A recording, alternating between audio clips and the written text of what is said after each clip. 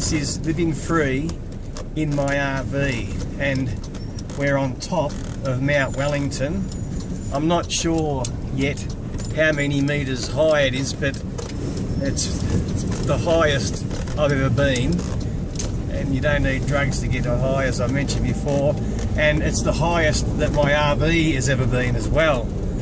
It's incredible. The wind, like when you get out, it's just blowing the van from side to side, and when I got out trying to walk, it's blowing people all over the place. There's lights on top of this mountain at night so the planes don't fly into it. That's pretty well indicative of how high it really is. It's an incredible view from up here. I can see everybody's house. Oh, wow, what a place. I'm really glad that I saved this spot. You know, it's not the last one, but you know, I was really looking forward to coming. I knew, you know, how awesome it would be. I don't know how big the mountain range is, but I can see other peaks with snow still, and I'd say that even in February there'd be still snow up there. Such a massive altitude. Anyway, I'll turn this off for now, and when we get to another spot I'll stop, because I'm going to take my time going down here. I don't want to, you know, wreck my brakes. You know, just take it easy in low gears. There's no rush. Wow. Oh, down there. Can you see that? That's incredible. There's Hobart way down there. There's the bridge that I came across to get to Hobart. And if you're seeing this for the first time, then so am I. It's the first. I've never been to Hobart until today, you know, and this is the perfect spot to view up here in Mount Wellington. It's just awesome. It's indescribable, as most of the places I've been to.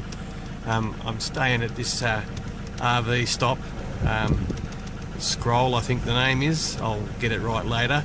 But there's, you know, water for drinking there, $7 a night, $23 for a week, you know, and it's only 26 kilometres to Hobart, so it's definitely well worth it than you know, saving on fuel. And got my shower, I can run my generator, you know, and I can go into town and back. It's closer than I would have gone in the city when I was living in a unit. Actually, as you get down lower, you can see better. There's the bridge down there.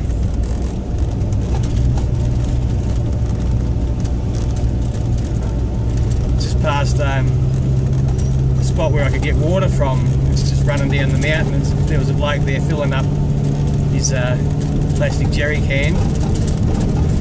I've still got water from Mount Donabuang. That'd be beautiful. Real water.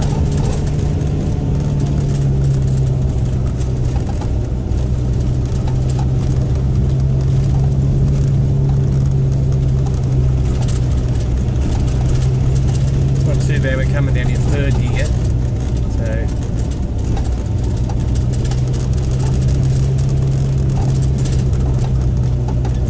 they don't like the brakes, these vans. Like, you've got to use your gears.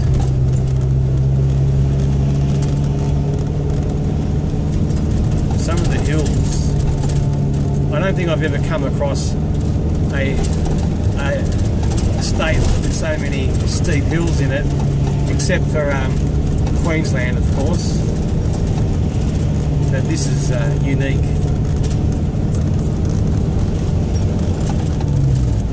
Drop it into fourth gear now, cruising down the mountain.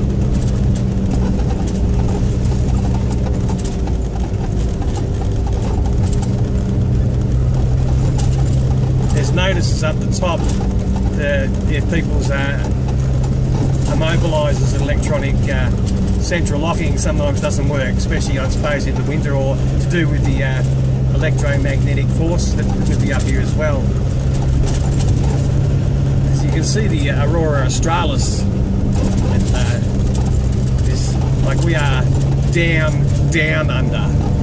And if you're from overseas, the only furthest down under you can get from this is the Antarctic, which isn't that far away. I think it's around 400 kilometres from here to the Antarctic, and we certainly feel the effects from the breeze, unless we get a northerly. Like last night, it must have been a northerly, because I had my windows open in my RV, and it was only like 18 degrees, which is not bad.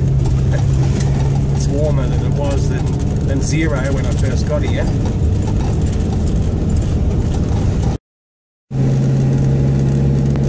On our way back from Mount Wellington to my campsite at Sorel, and I'll be staying there until Sunday. It's the after I go to the Salamanca, I think it's pronounced, market, which is world renowned, and then off to Bruny Island, and then we'll go down to Cockle Creek. It's as far south as you can go. This is really down under. Furthest you can go from there is Antarctica, literally. So we're not going that far. I don't think my RV could drive on the ice. We're just about to cross this awesome bridge. Apparently it was knocked down years ago. Apparently some ship hit it, and a lot of people lost their lives. Same thing happened at the Westgate Bridge. Well, it just collapsed actually. It collapsed. There used to be a joke in the 70s. What's big and grey and crushes lunchboxes? The Westgate Bridge. There's always jokes about things like that, events that happen. Although it's not really funny, but you know.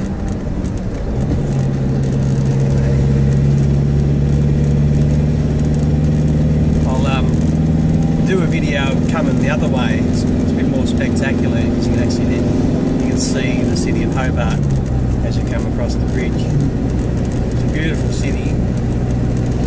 It's so old.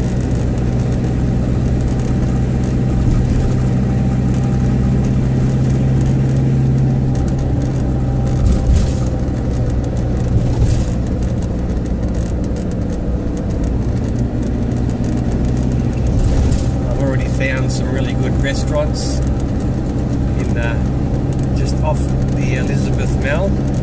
There's a few vegan restaurants. If you're a vegetarian or a vegan, you'll be interested. If you're not, well then you won't.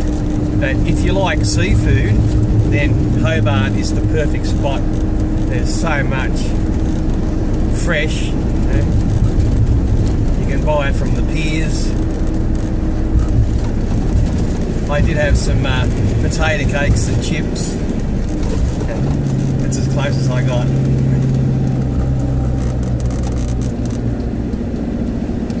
I mean, a lot of people that are vegetarian or vegan, some of them are a bit like fundamentalists. They try and change everyone else, and I definitely don't do that, because it took me a long time to make that decision, and it's a personal choice, of course. You can't ram things down people's throat if they're not interested. As they say, you can't graft new roots on the closed mind.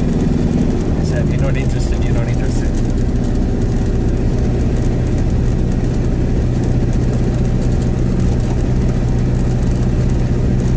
Back to 110 zone, and I'll go back and I'll upload this one, and so live free.